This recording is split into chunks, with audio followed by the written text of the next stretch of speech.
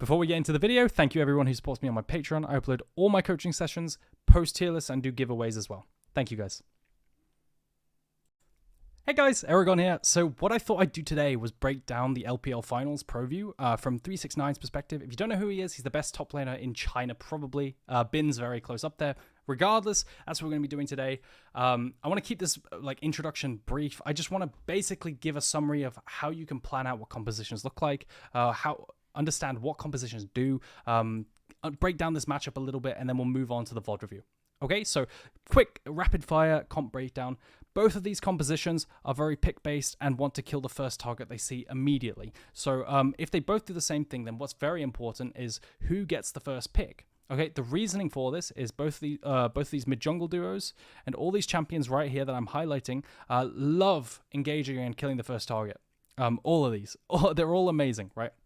Syndra Vi ultis and Syndra follows up with an ulti immediately on the exact same target, insta-kill. Same with Nautilus. Wukong Ahri go on the same target. Usually, okay, so just a quick tangent here. Usually the thing is with Wukong Ahri is it's a great duo, right? We see a lot of it in pro, but usually it's backed up by something like a Rel, a Rakan, a Nautilus, something that can make their life a bit easier with engaging, and specifically for Ahri, helping a land charm, because fundamentally Ahri is secondary engage, but you do have a Gragas for that in teamfights, so it's not all doom and gloom.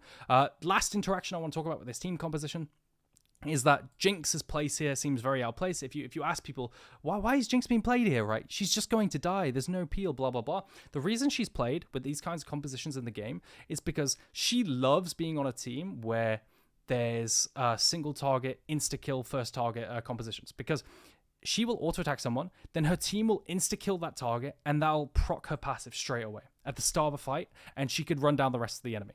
Okay, that's the idea. That's why she's meta right now, along with having good pairings like Thresh. But yeah, let's get into this matchup as a last bit of tidbit. Great matchup. This matchup will be left in isolation because both of these junglers, what they want to do is they want to power farm to level 6. Neither top laner has amazing setup. Gragas does have decent setup, but Wukong can't really gank early. He wants to get to Divine Sunder early. And Vi wants to get to level 6 early to be able to make plays like with the Syndra. So essentially what you can guess at is that this top lane will be left on an island probably, right? Maybe if one of them are inting, you can gank, and maybe Vi is more likely to gank than a Wukong, but most of the time that's the case. So we need to think about how this matchup plays out in isolation, because that's what's going to happen. Okay, so if it's going to happen in isolation, then what we could say is, okay, well, Fiora gets priority in the first 4 waves, the first 3 waves, right? That's going to happen, first 2 waves, doesn't matter. This is just how the matchup goes. And what Gragas is going to be doing is playing off of mana flow ban stacks, probably queuing off cooldown there. And then after Gragas gets 2 or 3 points in his queue, he can then start poking out and getting priority into Fiora. Right, that's how it always works with Gragas into these bruises. So let's get started. Now we've established all that info goes into the planning. Let's see how they play. Basically, all Gragas has to think about now is how he's going to manage the first 6 waves in isolation, right? This is isolated matchup now, a Gragas versus Fiora. And what's going to happen is probably in the first 4 waves, Gragas is going to get pushed in. Fiora's going to crash, and then maybe she recalls or she stays and just keeps poking on the tower because she's not under any threat. She's against a Wukong with very little threat. Let's turn this down. And yeah, she could just stay in lane.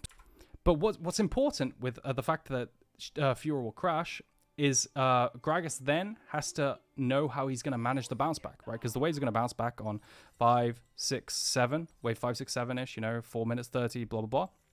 How is he going to actually crash the wave? That's really, really important. This is stuff you need to be planning ahead. But by then, right, Gragas will have points in his queue, and poke will start to hurt, and Fiora won't be able to hold the wave. So Gragas is completely fine, right? He's absolutely fine. Let's take a look if he does all that, but he's going Comet, so he 100% is. Okay, so just an interesting little tidbit is that Doran's ring start is, yeah, it's just the highest win rate start. I had took a look before this. I was curious as well. It's higher win rate than Tier, even though Tier has done a lot. Basically, what you need to know about Gragas is, if you're unfamiliar with champion, is that for Gragas, mana, right? Mana equals HP because of his passive. When you use spells, you gain HP, so effectively using mana to gain HP. That's why mana is really core on him, right? Okay, so let's take a look. He comes out of lane. Comes out of the bush. Fiora pulls the wave a little bit. kind of pointless if she's going to push. It stacks up a grasp so that if Gragas comes...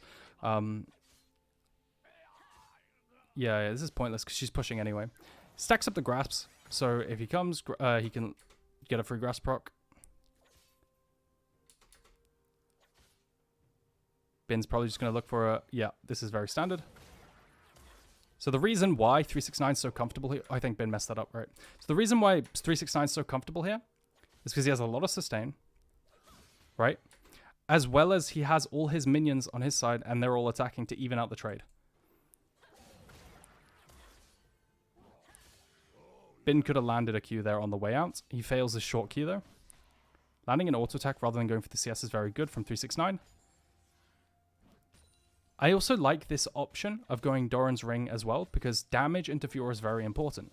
Fiora as a champion has a lot of healing, so you want to cut through the healing with damage. If you don't have any damage, she's just going to out-heal all your DPS. That's how you have to view Fiora in general, is that Fiora is a champion that, because she has loads of healing, she's a DPS check, right? Imagine her as an MMO boss for a raid. You guys need to get a certain amount of DPS to be able to kill it, otherwise she just heals through all your damage. That's why often you want to build damage into her, right? Okay, if you want to kill her, that is. Nice. Yep. Queuing off of Mana Flow Band cooldown, right? So if you are Gragas, you want to watch when Mana Flow Band is coming off cooldown and then only queue off of that. You've got to maintain enough mana to be able to crash the wave later, right? You can W, because W only costs 30 mana, I believe.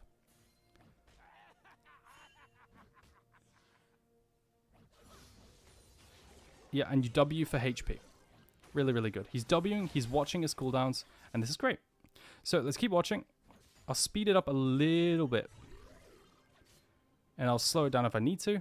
Basically, if you're Gragas, what you're trying to do is you're trying to catch the Fiora with AoE from the W. But notice how he only ever fires his Q when his Mana Flow Band is up. So you want to watch this indicator, right? He's waiting for his Mana Flow Band to be up, then he throws Q. Only then. Right, otherwise, it's not really worth the mana, because it costs a lot more than pressing W. Right, so he is running a little Nice spacing there. So what Bin's trying to go for here, the Fiora, is trying to auto-attack into Q out. Right, it's very standard. A, Q, and he'll Q like this way to walk out, and then he'll hit.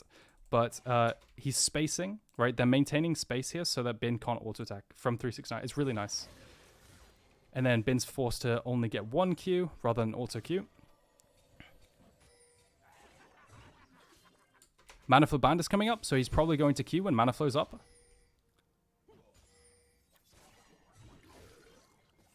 There it is, right? And then he doesn't Q, right? So if anything you learn from here is just watching your cooldowns the same as, especially on Gragas, making sure you Q off of this, right? So he's going to recall, and this is very, very common.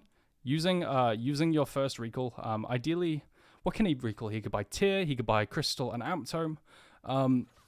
Yeah, both of those sound good. I would probably go Amp Tome Crystal because it's more damage. Yeah, okay, so he sells Potion to secure Crystal because mana is HP anyway. Okay? So now, what's he got to do? So I want you to take a look at this, right? The wave is pushing out. How is he going to deal with this? So if he's in lane right now, I think he TP'd a bit early. He needs as much mana as he can get to crash this wave. It's fine. It's fine. Maybe it's enough. Maybe it's enough. But he's back in lane now. He TP's back to lane. So the enemy Fiora is probably going to TP back. If she doesn't and she walks, then she's going to be down in XP. So let's see. So he needs to crash this wave.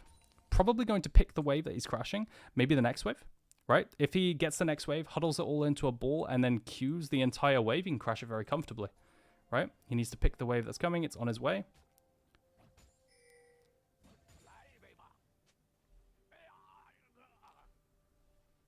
Yep, slow push. That was very nice CSing. Now he queues the entire wave here. If he wants to crash this wave, if he wants to slow push for another,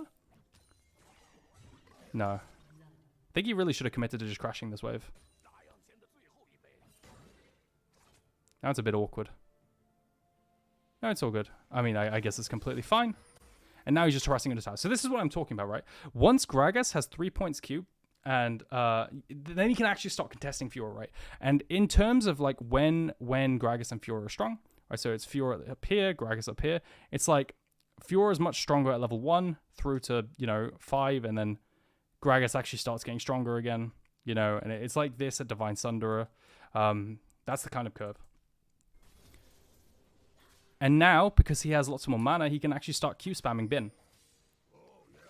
Yeah. He doesn't need to just rely on mana flow ban procs. He can actually just Q off cooldown, abusing a Scorch. This is why Fiora is susceptible to poke. Because Fiora will just simply try to last hit. He can't all-in Gragas because he's too tanky. And I'm not sure, I can't remember if Bin actually TP'd. Nice parry, and nice dodge on the parry too. And I don't think 369 knows if Fiora TP'd. Because if Fiora has TP, 369 should be recalling now. Or he's saving up for Lost Chapter recall. Let's take a look. Yeah, so he secures a recall. Yeah, he didn't TP, right? So that means what Fiora was probably thinking was, if you watch my last video about when you should TP to lane, is he anticipated being poked out and wanted to have TP to come back to lane, right? So that's what happened. That's just the curve of the matchup. And now 369 gets a recall. Oh. Oh, this is very nice from Bin. I need to see what Bin's items are. I need to pause. Bin is dragging out the wave, and he held the wave for a solid 15 seconds. I can't pause when I see the items. Please, 369, press tab. This is very nice. Dragging out the wave here. This forces 369 to stay, cancel his recall, and make him very uncomfortable because he has to crash the wave here. But he's out of mana, and I guess he has 2 cookies, so it's fine. But this is nice from Bin because it forces a decision, doesn't let him comfortably just get to Lost Chapter, where he essentially has infinite mana, right? So let's take a look what Bin bought. He sacrificed, it looks like 300 HP to hold this freeze. And that can be worth it, right? Yeah, and see, it forces out his ulti. 369 really doesn't want to walk up. Now, Bin can keep holding this wave. Super nice, right? So don't be afraid to really, pull the wave and hold it for a long time. What I want to see is if Bin has potions, right? Because if you do this with potions, you can commit your potions to holding the freeze, right? They have a use there. They're also obviously good against the poke, but you can use them to hold freezes. I hope because yeah, Fiora should just hold this wave. Please press tab 369. Oh my god, I cannot pause for the life of me. Okay, yeah, there's Lost Chapter. Holy moly, he tabs for a microsecond. Okay, so he has 1 pot and he had 3 cookies. And with the amount of sustain he has in his champion, he was probably comfortable tanking like the 200, 300 damage to hold a freeze. And that forces, when the wave is frozen like this and Gragas recalls, he has to walk back. And that's a long time, right? On average, it takes about 35 seconds to walk back this length. And in the meantime, in this 35 seconds, obviously plus, the channel of 8 seconds of the channel recalled, 369 is missing minions. Right, the entire time. So Fiora's gaining a lead this way, at the price of only 200 HP and pulling out the wave, right? 369 actually left. He's that desperate that he left base without restoring his mana first. I think, is he relying on Honey Fruit? Oh, very smart. So he didn't heal up fully and came back with Honey Fruit. Really beautiful. So now the wave is coming out. I think Bin could have genuinely held this freeze. Bin trimmed a minion. So if we take a look, when it comes to holding freezes, it's like very precise, right? Every auto matters. I really hope this loads, but every auto matters. So if we skip ahead here, after 369 uses R, Bin actually kills a minion I think he doesn't need to. In general, it's better to freeze with more minions than you need. So here, 5 minions, keep the 5. But he starts attacking. If he pulls the wave and holds more minions, he can freeze for longer. Instead, he messes up the freeze, doesn't have enough minions, and it turns into a slow push. So Bin a bit imprecise here. It's fine.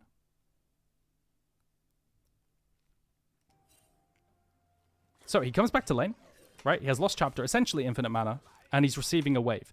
When you're receiving a wave, and your jungler is topside, right? It's a very prime opportunity for getting a gank. So I would assume that this isn't going to work. It's a pre-6 Wukong. Unless Bin looks for an all-in, right? So what Bin might be thinking is he's going to try and chunk Gragas to secure the crash. And to do that, Bin will probably press R, right? And then maybe if he gets him low enough, he can die. But realistically, that's never happening. It's too much HP, right? But to secure the crash, he might commit to an all-in. Then that's when the Wukong ganks, right? I doubt this is going to work because without R, there's no setup. Yeah. Yeah, this never works. Surprised Bin never parries. He could parry the body slam, he could parry the Wukong, he could parry anything. Oh, Wukong was level 6, okay. Oh, sorry, I lost track of time. I was just rambling. It's between 7 and 8 minutes, so he's level 6. I think 369 was also behind on CS, right, and XP, because he was level 6 at like 7 minutes 30, which is very late. So, let's take a look. Now he gets priority. 369 gets priority for the Herald. He will have ulti for the Herald too. And they see Vi down here, so they're super comfortable. He's getting a nice flank. This is really nice. He has 2 cookies for the team fight too, and flash, so he can pay attention. This is a really scary fight. So basically, when you see that a team has numbers about, this is something that a lot of people don't understand. Okay, at fights, at plays where you're down numbers. Okay, so blue team here has 3 people. Okay, and red team has 4. Usually, what people say is, okay, you can't fight that then, right? But you can do something called a quick play. Okay, which is if you can make a play that kills someone like immediately and then back out, right? It's completely fine. You could still make a play like this. A lot of teams die trying to do this, and everyone's like, Herder, what's wrong with you? Right? But you could see that they probably have like 10 seconds until Fiora is coming, right? So maybe they could start a fight, have it over and done with before Fiora comes, right? This is also very common when teams are split. So let's see if they do that. I would go for the Syndra. Yeah, they're pinging. That's exactly what they're going to do. Beautiful. And now it doesn't matter that their Thresh wasn't here. It doesn't matter at all, right? They can layer the CC and kill the target that they get onto. Really nice flank. Strangely, very strange that that red team doesn't wait for Fiora, because that is the whole point of their comp and the numbers advantage. But yeah, very nice from 369. He actually 1v9s the fight. I think this all stems from the fact that Bin doesn't hold a freeze and force the enemy to invest more resources to crush. Bin actually could have had a lot more control here. Because then, if he does that, then he could bring a jungler up when the enemy comes to crash the freeze, and then they could do something else, you know, like potentially counter gank as well. But it's all good. It's all good. Now we see how they snowball from here. Very well played with this quick play. Even down numbers, 3 versus 4, and they still win because they do the play fast enough before the 4th shows up. Okay. So let's see how they snowball here. It's just going to be standard again. 369 has to crush the wave. Ionian boots picked up. Lots of spam. Pretty much essentially nullifies any all-in potential. But you could see, and this is where Gragas, he just shines. He can start permanently making plays. He hasn't got ulti for 5 seconds. Wait, what? Huh? Bro, are you okay? Yagao has a very bad flash that we've all seen. It's so bad that in this pro game, they even missing ping him. That is funny. What was that? He has ulti in a second. Beautiful. Very nice. Oh, it's so doomed for them. Yeah, Yago, I have no idea what Syndra's flash was. That was very interesting. Okay, and now let's carry on.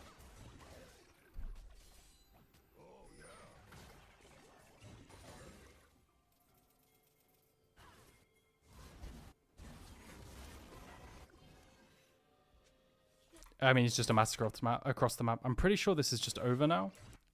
But yeah, my big point with the team compositions was at that Rift Herald fight, notice how the team who engaged first won, right? The team with the Gragas Flash E engaged first and won because they managed to pin down the target. The Syndra is extremely susceptible. If red team isn't engaging, then blue team wins. The same vice versa. Right, absolutely the same vice versa.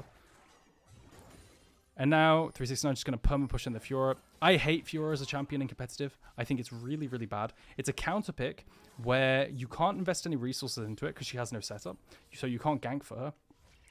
As well as taking a long time to ramp up and scale.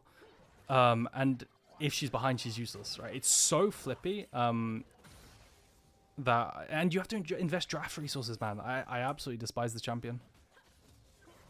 She's not good enough to the point where that's viable. Before the nerfs, she was probably a lot better, but now not so much. Oh, that's very nice. So last thing I think we're going to wrap up on is look at this. Okay, so he walks around, pulls the wave as it's coming.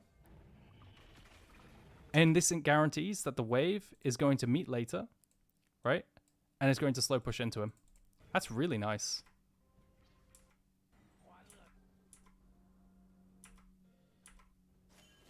So now he's roaming. And this is a good roam timer because it's 13 minutes 30. So this is something you guys need to know, is that if you roam at this timer, okay, 13 minutes 11, what can happen is that the enemy will try and push back, right? A Fiora will try and push back and try and take plates. But by the time they get to the plates are down, right? So you can actually roam at this time and not be punished as much. So it's like the 13 minute 30 roam. But now he's just perma roaming. He's punishing the flash off cooldown. You can just keep doing this for free. Fiora actually tried to roam as well. Both teams are trying to do this. I really like this. Top lane's a terrible role, guys. Unless you're actively taking plates a lot, then it's really hard to solo kill people, right, in this role. It's really, really hard. There's so much sustain. Everyone neutralizes each other. Especially versus Divine Sunderer. Just drop waves and just go roam mid and roam to the, like, you know, the broken rolls. Go to Dragon, etc. Let's see this TP.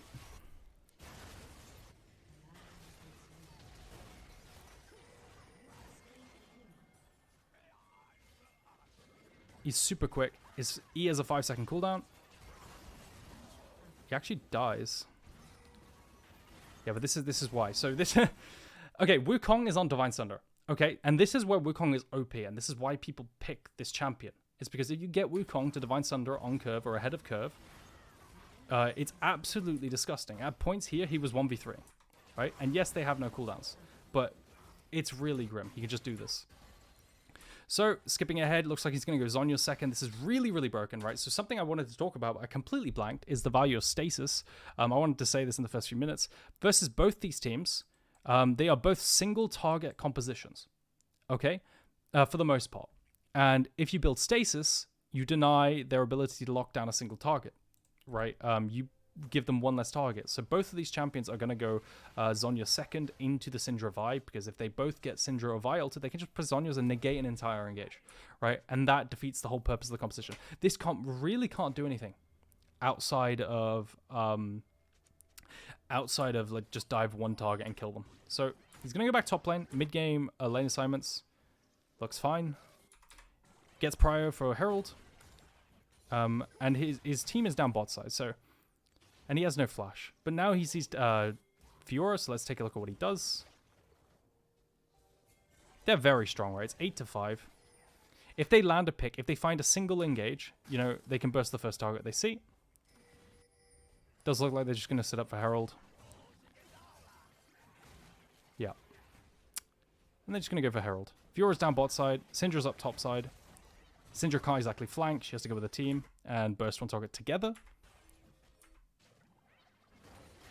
There we go. Okay, now he's just going to continue laning. And he's going to get Honeyfruit. So something that I see a lot of people don't do enough is abuse Honeyfruit. You can take trades. You can trade and come back to the Honeyfruit to stop up. And he's just constantly moving, right? Screw top lane, guys. Don't just sit top lane. Especially if you can't kill, right? I'm pretty sure like Syndra almost has Seraphs at this point. You know, she's super tanky, has a lot of HP. Even if he cheese bushes and gets a perfect combo, like, it's probably not going to turn into a kill. Do something more. Get a pick before dragon and secure the dragon, right? It converts into so much more if you get a pick or a summoner here than getting a kill topside. Because if you get a kill topside here, what is it? You do a little bit of damage to the tower. Because your Gragas, you can't do damage to the tower, right? So let's skip ahead. Start speeding it up. I hope I emphasized how important it is to know how good the comps work, because then it stresses, for example, in this game, how important it is as Gragas that you engage as soon as possible, right? It tells you how to team fight if you know how the team comps work and how the champions want to interact in team fights. So it does look like here, look at this, right? So what he's thinking about 100% is all his team fight flanking wards, okay? So if his team engages from one direction, he can go from another, right? This is something that people don't do enough. Look at all the flank positions. Also, look at this broken ward that I made a video on 2 years ago. Look, warding the Krogs using the bush, it's really broken, right? Really, really broken. But here, he's 100% going to TP to one of these wards. So let's take a look how this team fight pans out, and we're going to see how the teams want to fight, and then we'll probably wrap it up there. So both teams going to contest mid lane priority, because then they can move without missing a wave. He doesn't want to TP just yet because he'll get turned on. So the countering, when you have a team going one way and a flank coming the other, you just choose which side you want to go on. If you're the 5 in the middle, you go right onto the one person, you know, and that way you counter the flank. So one team manages to land a hook, and do something. So this is something that's really important too. If you herald mid before a dragon, you force the enemy to decide between taking tower damage and leaving the herald, or coming late, right? Because they have to go deal with the herald, right? And then they can only come afterwards. And then they're face checking. And why is face checking bad, guys? Because you have a team that's very very like pick potential, has a lot of pick potential, burst the first target they see, right?